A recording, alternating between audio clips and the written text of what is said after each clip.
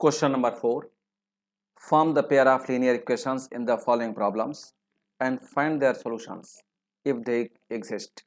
Exist की meaning a1 by a2 is not is equal to b1 by b2 तभी exist माना जाता है और तभी हम linear equations को solve कर सकते हैं by any algebraic method. Any algebraic method की मीनिंग आप किसी भी मेथड से उन इक्वेशंस को सॉल्व कर सकते हैं, सब्स्टिट्यूशन मेथड या एलिमिनेशन मेथड या क्रॉस मल्टीप्लिकेशन मेथड। इस क्वेश्चन के फर्स्ट पार्ट में कहा जा रहा है अ part of monthly hostel charges is fixed and the remaining depends on the number of days. जब भी कोई एक पर्सन, कोई एक स्टूडेंट हॉस्टल में रहता है तो हॉस्टल के कुछ फिक्स चार्जेस होते हैं और पर डे चार्जेस होते हैं।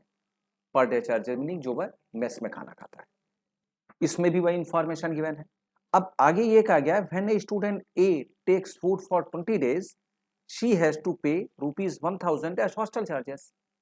ए हॉस्टल में 20 डेज तक जब खाना खाती है तो वो हॉस्टल को पे करती है 1000 रुपीज। अब 1000 रुपीज में अंडरस्टूड है कुछ हॉस्टल के फिक्स चार्जेस हैं और फिर रिमेनिंग 20 डेज के चार्जेस। और फिर आगे कहा गया where as a student B who takes food for 26 days. एक दूसरी स्टूडेंट बी जब वो 26 डेज तक मेस में खाना खाती है उसने पे किया 1180 एज हॉस्टल चार्जेस। अब अंडरस्टूड है उसने हॉस्टल के कुछ फिक्स चार्जेस उसमें दिए होंगे और प्लस 26 डेज तक के खाने का चार्ज उसने दिया होगा। पूछा क्या गया है find the fix charges and the cost of food per day. हमने ये मान लिया कि लेट द फिक्स चार्ज, क्या पूछा गया, fix charges and cost of food per day. Let the fix charges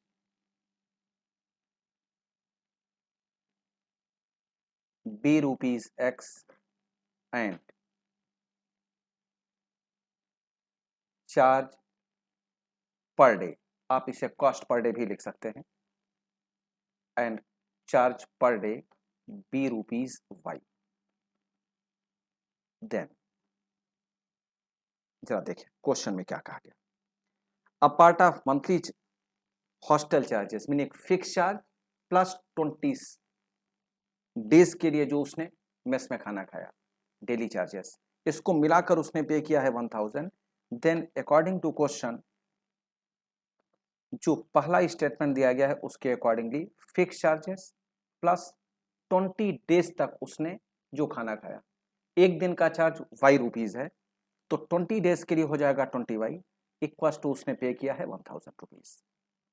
first equation. Again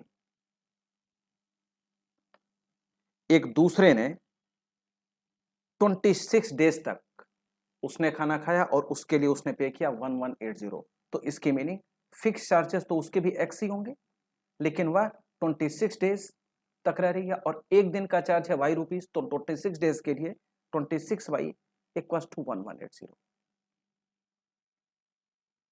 ये दो इक्वेशंस है, आप इन दोनों इक्वेशंस को किसी भी मेथड से कैलकुलेट करें। एक्स और वाई की वैल्यूज हमें चाहिए। एक्स और वाई की मीनिंग फिक्स चार्जेस हैं, charge per day meaning cost per day. तो हमने यहां क्योंकि एक्स वेरिएबल दोनों इक्वल हो रहे हैं तो हम यहां इलिमिनेशन मेथड लगा देते हैं। कोई दूसरा मेथड भी हम लगा सकते हैं लेकिन ऐसा लगता है कि इलिमिनेशन से कंपैरेटिवली कैलकुलेशन इजी होगी, तो यहां हमने लिख दिया subtracting equation first from second,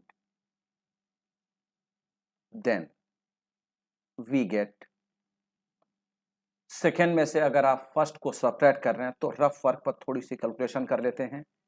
x minus x ये हो जाएगा 0, 26y माइनस 20y ये हो जाएगा 6y और 1180 माइनस 1000 ये हो जाएगा 180। तो मीनिंग जब आप सेकेंड से फर्स्ट को सब्ट्रैक्ट करेंगे तो आपके पास ये मिलेगा 6y equals to 180। If 6y equals to 180 therefore y equals to कितना आया 30। और y क्या है, y है per day charges, cost of per day, तो इसकी meaning 30 rupees per day charges है। और अगर 30 रुपीज वाई की वैल्यू जो हमने कैलकुलेट किया है उसे फर्स्ट इक्वेशन पुट कर दें, फर्स्ट या सेकंड चॉइस आपकी है, putting the value of y in equation first, then y की वैल्यू अगर आप फर्स्ट इक्वेशन में पुट करते हैं तो x प्लस 20 इंटू वाई के जगह पर आपने लिख लिया 30 इक्वस टू 1000, x प्लस ये हो जाएगा 600, 20 into 30 600 equals to 1000, therefore x equals to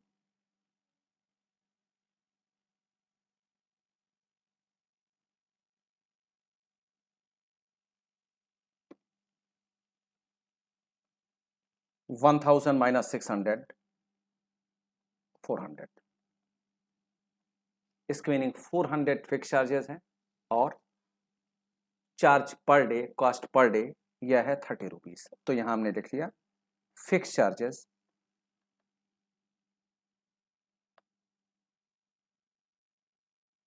equals to rupees 400 and charge per day या cost per day, charge per day equals to rupees 30।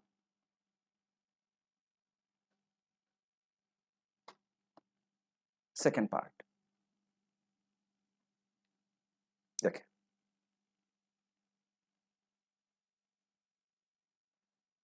a fraction becomes 1/3 when 1 is subtracted from the numerator and it becomes 1/4 when 8 is added to its denominator. Find the fraction. Fraction हम जानते हैं numerator और denominator से बनता है। अगर हमने numerator को x मान लिया, डिनोमिनेटर को y मान लिया, तो फ्रैक्शन बनता है x by y।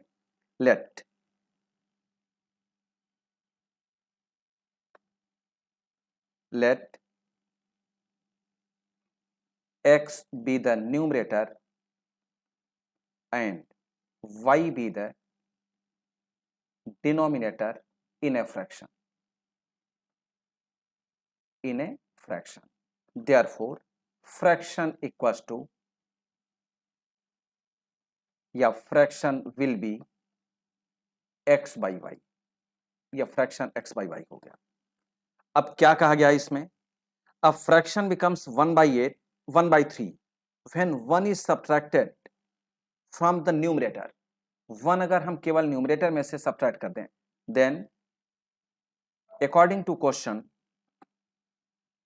x minus 1 divided by y equals to 1/3। केवल न्यूमरेटर में से ही 1 सब्ट्रैक्ट किया जाए, डिनोमिनेटर एज इट इज रखा जाए, तो meaning x minus 1 divided by y equals to 3। अगर हम क्रॉस मल्टीप्लिकेशन करें तो 3x minus 3 equals to y, that is 3x minus y, minus 3 को RHS में ले जाएंगे, हो जाएगा 3। फर्स्ट इक्वेशन बना। अगेन अब क्या कहा गया, it becomes 1/4 when 8 is added to its denominator. अगर डिनोमिनेटर में 8 ऐड कर दिया जाए, फ्रैक्शन तो x by y ही है, x डिवाइडेड बाई डिनोमिनेटर में 8 अगर ऐड करें तो ये हो जाएगा y प्लस 8, इट बिकम्स 1/4। एक बार फिर क्रॉस मल्टीप्लिकेशन किया गया तो 4x equals to y plus 8, simplify करेंगे तो 4x minus y equals to 8। Second equation एक बार चेक करके देख लें, न्यूमरेटर में अगर 1 सब्ट्रैक्ट किया जाए तो ये 1/3 के इक्वल हो जाएगा, x minus 1 by y equals to 1/3, बिल्कुल ठीक है। It becomes 1/4 when 8 is added to its denominator, denominator में ऐड किया जाएगा तो 1/4 के इक्वल हो जाएगा। क्रॉस मल्टीप्लिकेशन क्या ये आ गया। अब इन इक्वेशंस को सॉल्व करके x और y निकालना है, लेकिन कंडीशन ये है कि आप कोई भी मेथड लगा सकते हैं, मीनिंग कोई स्ट्रिक्टली कंडीशन नहीं दी गई है कि आपको यही लगाना है, कुछ भी लगा सकते हैं, फ्री है। जिन 3 मेथड्स में से जो मेथड आपको इजी लगता है।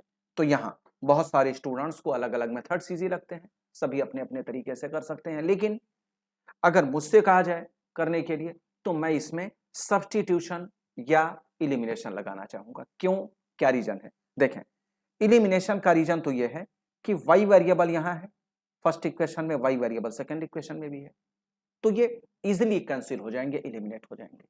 केवल एक कंफ्यूजन इस पर्टिकुलर क्वेश्चन में, दोनों में साइन सेम दिया गया है, तो सबट्रैक्ट कर दे। सेम साइन के केस में सबट्रैक्ट किया जाता है, अपोजिट साइन होते तो ऐड कर दिया जाता है। तो हम एक काम करते हैं,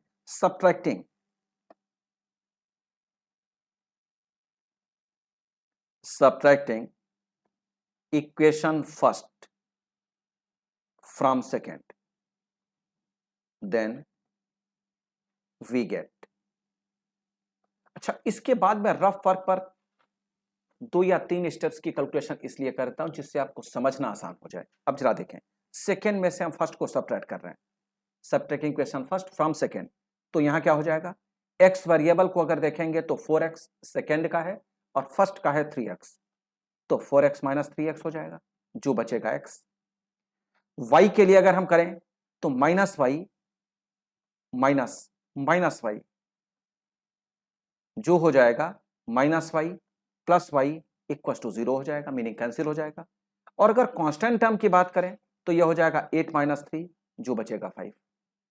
तो वी गेट करने के बाद, क्योंकि रफ पर इसकी कैलकुलेशन आप कर चुके हैं, तो इसे आपको मेन स्ट्रीम में शो करने की जरूरत नहीं है, क्योंकि बगल में ही आपने किया है। तो आप लिख सकते हैं we get x equal to 5। अब x की वैल्यू आप किसी भी इक्वेशन में पुट कर दें, फर्स्ट में या सेकेंड में। अगर हम यहां लिखें putting the value of x in equation first, then first equation में पुट करते हैं x की वैल्यू 5, तो 3 into 5 minus y equal to 3। Minus y को हम RHS में ले जाते हैं, यह हो जाएगा प्लस का, और 3 को LHS में ले आते हैं, तो 5 3 15 माइनस 3 वाई इक्वल टू हो जाएगा 12। भाई x 5 है, y 12 है, तो फ्रैक्शन क्या होना चाहिए, therefore fraction equal to x by y के अकॉर्डिंगली हो जाएगा 5/12।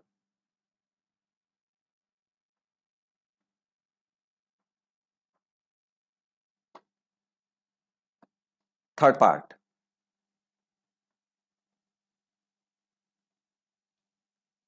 Yash scored 40 marks in a test, getting 3 marks for each right answer and losing 1 mark for each wrong answer. Had 4 marks be awarded for each correct answer and 2 marks been deducted for each incorrect answer, then Yash should have scored 50 marks. How many questions were there in the test? ये कहा गया। अच्छा भाई, test में कितने questions दिए गए ये कहा गया। हम ऐसा क्यों नहीं करते कि हम पहले ये चेक कर लें कि कितने क्वेश्चंस को एस ने गलत किया और कितने क्वेश्चंस को एस ने सही किया। अगर इन दोनों का टोटल कर लिया जाए तो क्या टोटल क्वेश्चंस नहीं आ जाएंगे। ये इसमें नहीं कहा गया क्वेश्चन में कि यश ने किसी एक क्वेश्चन को छोड़ दिया, उसने अटेम्प्ट सारे किए हैं। देखिए, ऐसे स्कोर 40 मार्क्स ने test getting 3 marks of each right answer, इसमें कहीं कोई इंफॉर्मेशन नहीं है कि यश ने किसी क्वेश्चन को छोड़ दिया। उसने अटेम्प्ट सारे किए, कुछ गलत किए कुछ सही किए।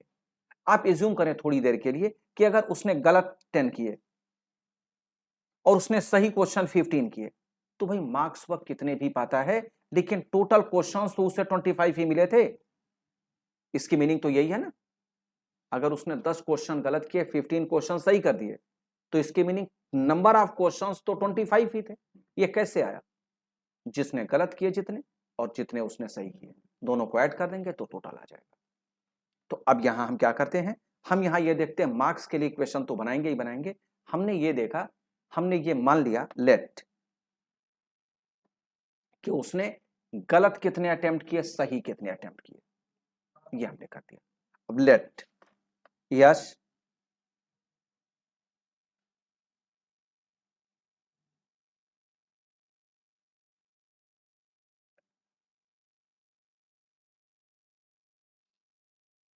let S answer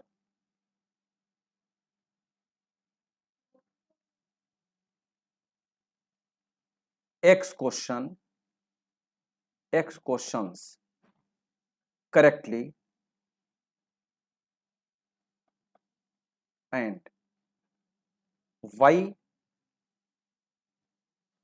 questions incorrectly. Then according to question, देखें इसे ध्यान से, हमने ये मान लिया कि x क्वेश्चन उसने करेक्ट किया है और y क्वेश्चन उसने गलत किया। तो अब जरा देखें, एस स्कोर 40 मार्क्स ने test getting 3 marks of each right answer. Right answer पर उसे कितने मार्क्स मिल रहे हैं? 3 मार्क्स मिल रहे हैं। तो टोटल मार्क्स पर कितने पा जाएगा? 3x। भाई x क्वेश्चन उसने करेक्ट किया और एक सही आंसर पर उससे 4 मार्क्स मिल रहे हैं 3, तो टोटल 3 मार्क्स हुए। अब क्या कहा गया है? I am losing 1 mark for each wrong answer. 1 mark for each wrong answer, और रॉन्ग आंसर उसने कितने किए हैं? y।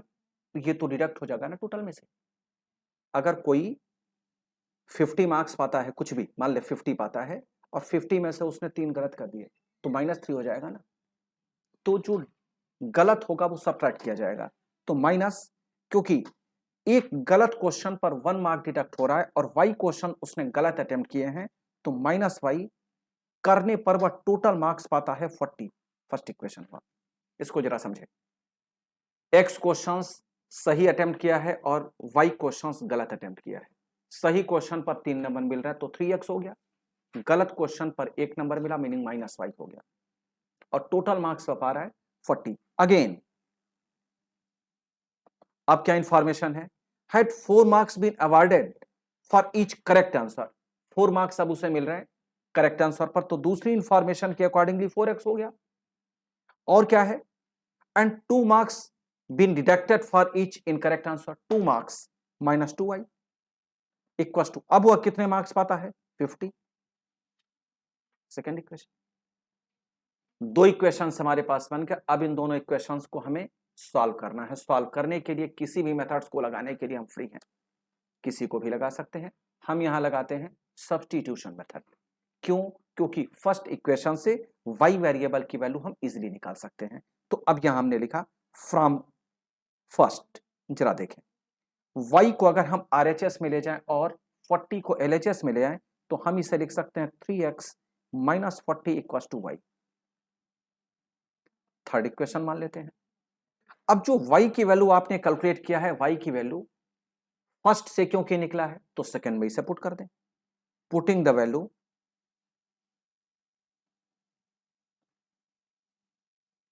Value of y in equation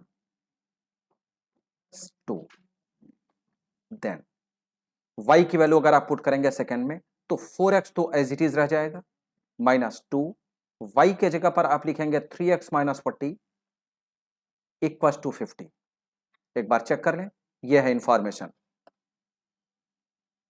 4x तो एज इट इज लिखा, 2 y के जगह पर आपने लिख लिया 3x - 40 = 50। चलिए आगे सिंप्लीफाई करते हैं। 4x - 6x - +80 = 50।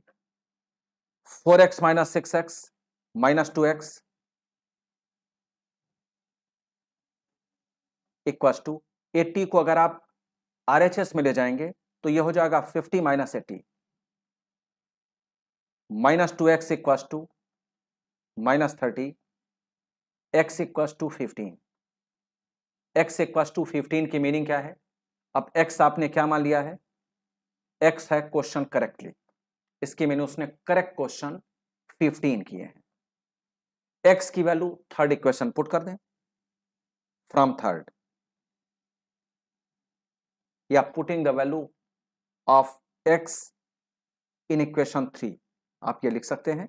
फ्रॉम 3 हमने लिखा 3 x के जगह पर 15 - 40 = y। ये हो जाएगा y = 45 - 40, 45 - 40 आ जाएगा 5। तो 5 क्वेश्चंस उसने रॉन्ग किए क्योंकि y इनकरेक्ट क्वेश्चन को ये बता रहा है। ठीक है, तो उसने करेक्ट क्वेश्चंस कितने किए हैं? करेक्ट क्वेश्चंस उसने किए हैं 15 और इनकरेक्ट क्वेश्चंस कितने किए हैं?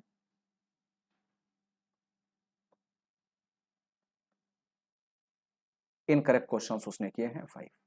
आप अगर चाहें तो वेरीफाई कर सकते हैं, जो इंफॉर्मेशन 40 और 50 के लिए आपने बना रखा है वही से सेटिस्फाई हो जाएगा।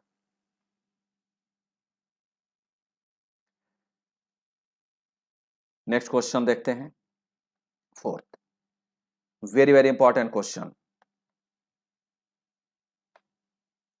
Places A and B are 100 km apart on a highway.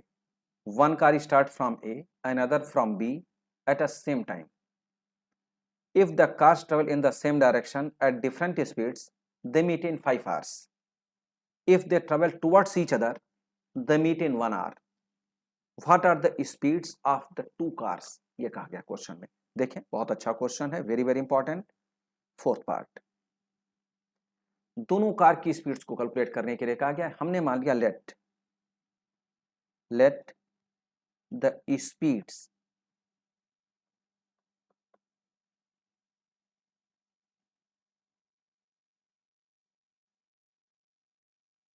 of the car be x and y kilometre per our respectively.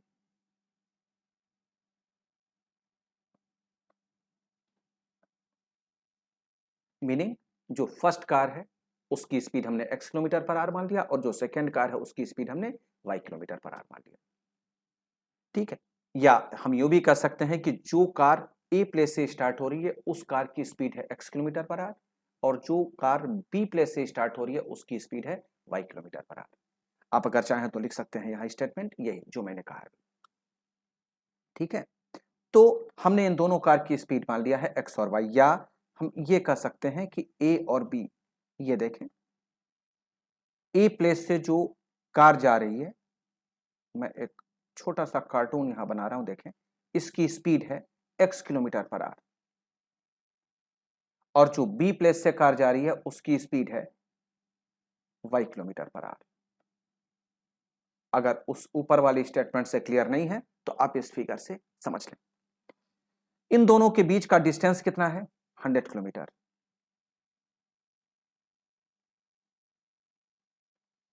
दोनों कार जो ए प्लेस से स्टार्ट हुई, जो बी प्लेस से, दोनों सेम डायरेक्शन में जा रहे हैं, ये भी इसी डायरेक्शन में, ये भी इसी डायरेक्शन में, और दोनों 5 घंटे बाद इस प्लेस सी पर मिल रहे हैं।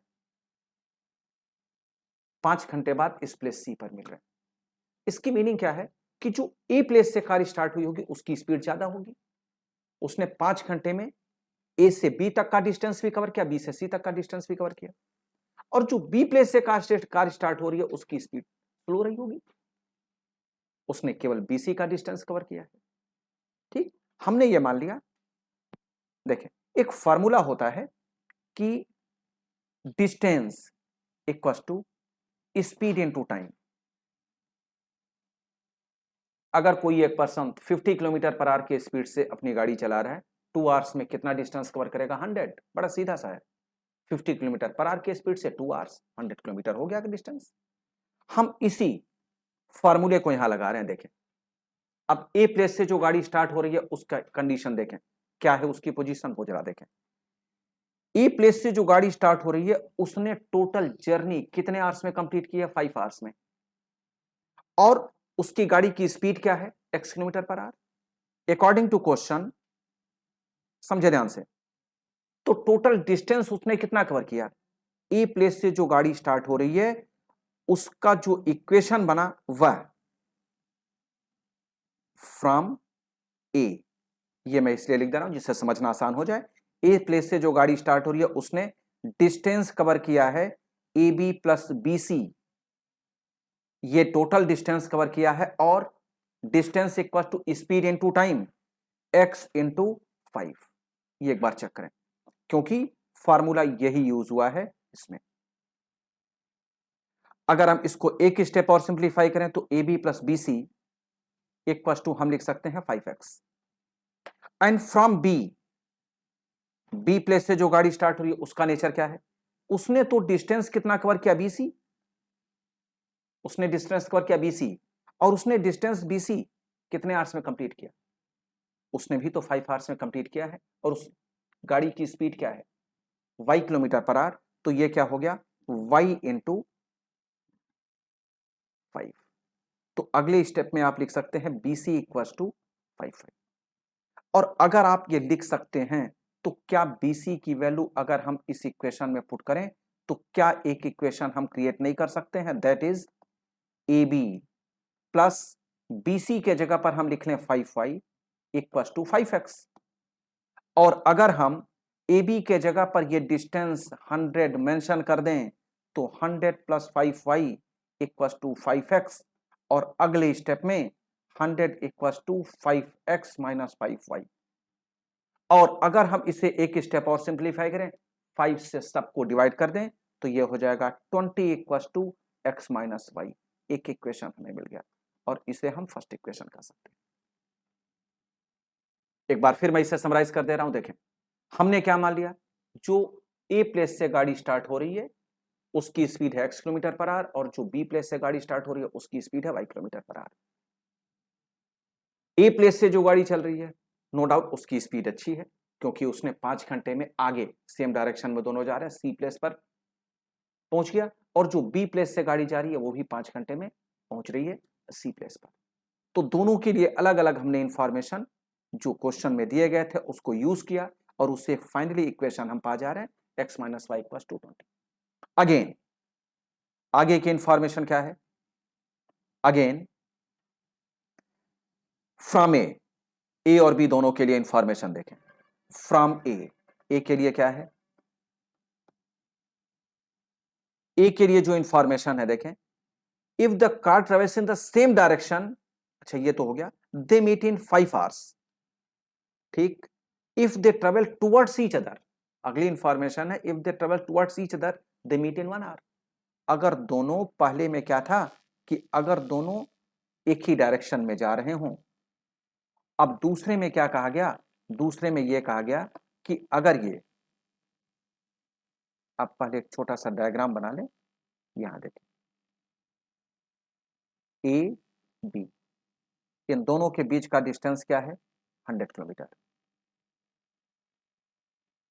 एक गाड़ी यहां है, स्पीड आप जानते हैं इसकी x किलोमीटर पर आवर, एक गाड़ी यहां है, इसकी स्पीड भी जानते हैं y किलोमीटर पर आवर। यहां मैं लिख दे रहा हूं जिससे समझना आसान हो जाए, x kilometre per our.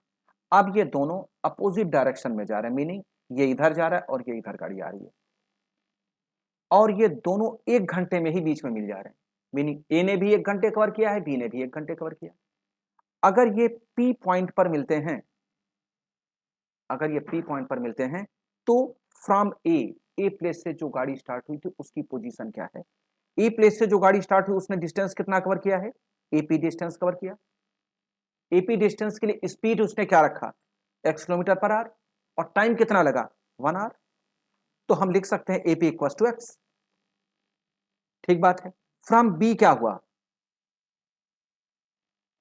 From B, अब जरा बी के लिए देखें, भाई बी ने डिस्टेंस कितना कवर किया, पीबी, बी ने डिस्टेंस कितना कवर किया पीबी। यहां हम लिख सकते हैं क्या, कितना लिख सकते हैं भाई 100 माइनस एपी, नहीं भाई ये टोटल डिस्टेंस है, एपी डिस्टेंस ए प्लेस वाली गाड़ी ने कवर कर लिया, तो 100 में से इसको निकाल दें तो बचा हुआ तो बी प्लेस वाली गाड़ी ने कवर किया, तो हम इसे लिख सकते हैं 100 माइनस एपी इक्वल टू, इसके लिए गाड़ी की स्पीड कितनी थी y किलोमीटर पर आवर, और उसने गाड़ी ट्रेवल कितना की 1 आवर, तो हम इसे लिख सकते हैं 100 minus AP equal to y. और एपी की वैल्यू क्योंकि ऊपर x दिया गया है, कैलकुलेट हमने किया है, तो अगले स्टेप में हम लिख सकते हैं 100 minus x equal to y, और अगले स्टेप में लिख सकते हैं 100 equal to x plus y. ये है सेकेंड इक्वेशन। अब इन दोनों इक्वेशंस को सॉल्व करके हमें एक्स और वाई निकाल लेना है, क्योंकि एक्स और वाई ही दोनों कार की स्पीड है। तो चलिए दोनों को सॉल्व करते हैं। अब सॉल्व करने के लिए हमारे पास तो 3 मेथड्स हैं, सब्स्टिट्यूशन, एलिमिनेशन, क्रॉस मल्टीप्लिकेशन। क्या लगाना चाहिए भाई, लगा देते हैं इसमें एलिमिनेशन लगा दें, वाई कैंसिल हो जाएगा बिना साइन चेंज किए। तो अब हम यहां लिख देते हैं फ्रॉम इक्वेशन फर्स्ट, या आप ये लिखें एडिंग, इसके जगह पर आप लिखें adding equation first and second, then we get, क्या पाते हैं भाई पाते क्या है, 20 प्लस, रफ पर चेक करके देख लें, 20 प्लस 100 पाते हैं 120, और क्या पाते हैं, x प्लस एक्स पाते हैं 2x पाते हैं, और क्या पाते हैं, माइनस वाई प्लस वाई पाते हैं। भाई माइनस वाई प्लस वाई तो जीरो ही हो जाएगा। तो वी गेट के बाद आप लिख सकते हैं 120 equals to 2x and x equals to 60, और क्योंकि x kilometre per hour speed को बताता है तो x इक्वल्स टू आप लिख सकते हैं 60 किलोमीटर पर आवर। x की वैल्यू आप किसी भी इक्वेशन में पुट कर सकते हैं। Putting the value of x in equation second, then second में पुट करते हैं 100 इक्वल्स टू एक्स के जगह पर पुट कर दिया 60 प्लस वाई, ये प्लस है plus y, therefore y equals to 60 को एलएचएस में ले जाएंगे, क्या हो जाएगा 40, क्योंकि वाई भी स्पीड को ही बताता है तो आप लिख सकते हैं किलोमीटर पर आवर। तो अब फाइनली हम कैलकुलेशन कर चुके हैं, y की वैल्यू 40 किलोमीटर पर आवर और x की value 60 kilometre per our, meaning जो ए प्लेस से गाड़ी स्टार्ट हुई थी उस गाड़ी की स्पीड है 60 किलोमीटर पर आवर, और जो बी प्लेस से गाड़ी स्टार्ट हुई थी उसकी स्पीड है 40 किलोमीटर पर आवर। और जैसा क्वेश्चन में पहले ही बताया गया था कि ए प्लेस से जो गाड़ी स्टार्ट हुई थी, क्वेश्चन में दिए गए स्टेटमेंट के अकॉर्डिंगली ये हम कंक्लूजन निकाल सकते हैं कि उस गाड़ी की स्पीड अधिक रही होगी 60 किलोमीटर पर आवर, दूसरे गाड़ी से 20 किलोमीटर पर आवर ज्यादा।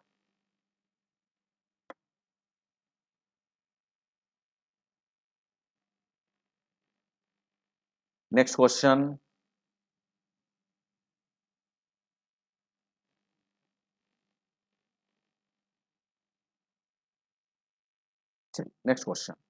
नेक्स्ट क्वेश्चन का नेक्स्ट पार्ट कहें क्योंकि क्वेश्चन तो फोर्थ ही चल रहा है। The area of a rectangle gets reduces by 9 square units if its length is decreased by 5 units and breadth is increased by 3 units. If we increase the length by 3 units and the breadth by 2 units, the area increases by 67 square unit. Find the dimensions of the rectangle. चलिए हमने मान लिया, let fifth part, let the length and breadth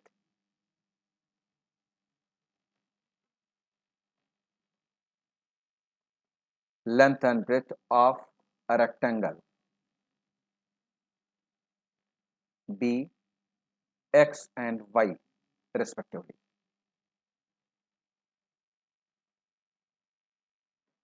आप ये भी लिख सकते हैं let length of a rectangle be x metre या सेंटीमीटर यूनिट है, x unit and breadth of rectangle equals to y unit, ये भी किया जा सकता है, कोई डिफरेंस नहीं है, या आप ये लिखें।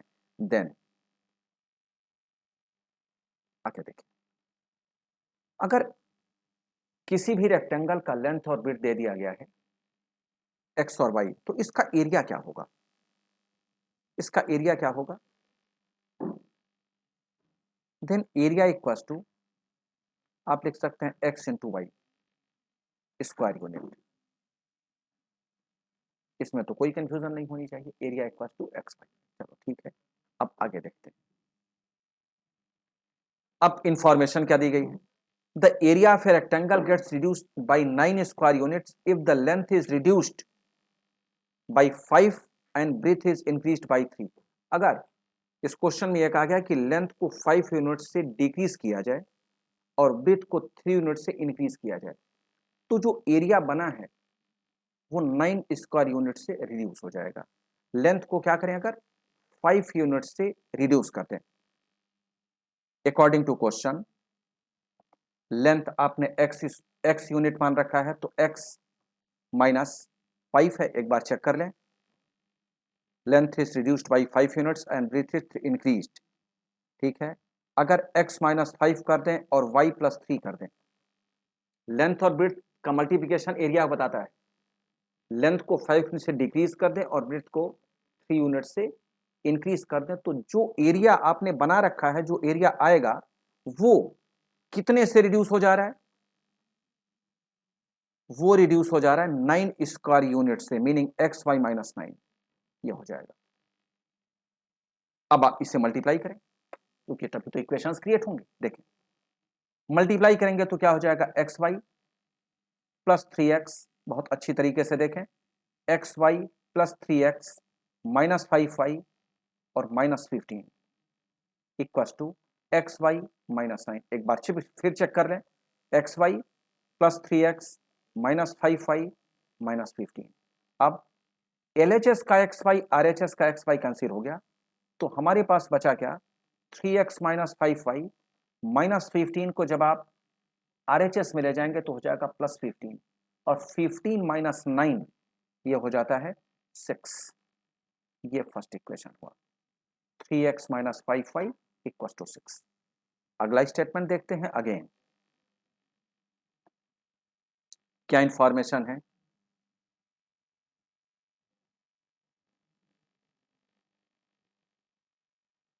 If we increase the length by 3 units, length को अगर इंक्रीज कर दिया जाए 3 यूनिट से एंड ब्रेथ बाय 2 यूनिट्स, दोनों इंक्रीज हो रहे हैं 3 और 2 से।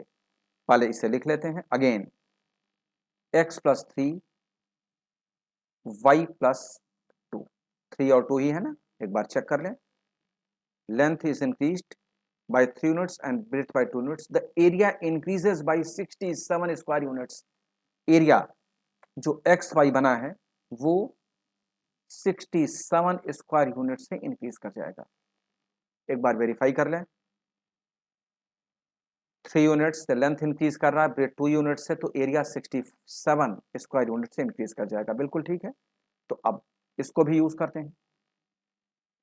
मल्टीप्लिकेशन के साथ अगर सिंप्लीफाई किया जाए तो हो जाएगा x y plus 2x plus 3y plus 6। एक बार चेक करें, x y plus 2x plus 3y plus 6 equal to x y plus 67। X y LHS और RHS कैंसिल, ये क्या हुआ, 2x प्लस 3y, 6 को उधर अगर ले जाएंगे तो हो जाएगा माइनस 6, 67 माइनस 6 बचता है 61। ये हुआ सेकेंड इक्वेशन। अब इन दोनों को सॉल्व करके आपको x और y की वैल्यूज निकाल लेनी है। अब आप जरा देखें, 3x minus 5y equal to 6, 2x plus 3y equal to 61। Elimination भी इजिली नहीं रख सकता, सब्सटीट्यूशन भी इजिली नहीं रख पा रहे, तो क्या करें, बचता है क्रॉस मल्टीप्लिकेशन। एक उसे भी लगा कर देख लेते हैं। तो अब सबसे पहले a1 b1 c1 a2 b2 c2 हमें चाहिए। a1 की वैल्यू है 3, b1 minus 5, c1 minus 6, a2 2, b2 3, c2 minus 61। Formula अगर हम लगाते हैं तो x इक्वल टू, फार्मूला क्या बनता है, b1c2 minus b2c1 divided by a1b2 minus a2b1। Values अगर हम इसमें पुट करें तो b1 के लिए लिखेंगे माइनस 5, c2 के लिए माइनस 61, माइनस b2 के जगह पर लिखेंगे 3 और c1 के लिए लिख लेंगे minus 6, whole divided by a1b2 3 into 3 minus 2 into minus 5। इसे सिंप्लीफाई किया जाए तो 61 इंटू 5, आप इसे अगर देखें तो 61 इंटू 5 की वैल्यू 305, माइनस माइनस प्लस 305, और ये हो जाएगा plus 18 divided by 9 minus minus plus 10। एक बार चेक कर ले, माइनस माइनस प्लस 305 आ गया, ये प्लस 18 आ गया, 305 प्लस 18 323 डिवाइडेड बाई 18। जरा चेक करके देखें, ये वैल्यू पा रहे हैं क्या एग्जैक्ट, 323 डिवाइडेड बाई 18, ये तो डेसिमल पॉइंट में आ रहा है। अब जरा एक बार देखें भी, 8 यहाँ 9 प्लस 10, ये तो 19 होना चाहिए, 18 तो होना नहीं चाहिए। तो अब 323 डिवाइडेड बाई 19 इसको जरा देख लें, 323 divided by 19, exact figure round figure में मिलना चाहिए, बिल्कुल सही फिगर है 17। ये किसकी वैल्यू है? x की वैल्यू है। अब y की वैल्यू को कैलकुलेट करने के लिए y इक्वल्स टू फार्मूला क्या लगता है? C1A2 minus C1A2 minus C2A1 divided by denominator तो वही रहेगा A1B2 माइनस A2B1। वैल्यूज अगर पुट करते हैं तो C1 के जगह पर -6, A2 के जगह पर 2 माइनस C2 के जगह पर -61 और A1 के जगह पर 3। वैल्यूज डिवाइडेड बाई डिनोमिनेटर वही रहेगा 3 इंटू 3 माइनस 2 इंटू -5। अगले स्टेप में -12 minus minus plus 61 into 3, 61 into 3 183 divided by 9 plus 10, 183 minus 12 171 divided by 19। इसे भी चेक करके देख लेते हैं कि क्या ये 19 से कैंसिल हो रहा है। बिल्कुल सही हो रहा है, 9 आ गया आंसर। तो जो रेक्टेंगल आपने एज्यूम किया था उस रेक्टेंगल में लेंथ होना चाहिए 17 यूनिट्स के लिए और वाई होना चाहिए, मीनिंग ब्रेथ होना चाहिए 9 यूनिट्स के लिए। देखते हैं और कोई क्वेश्चन है क्या।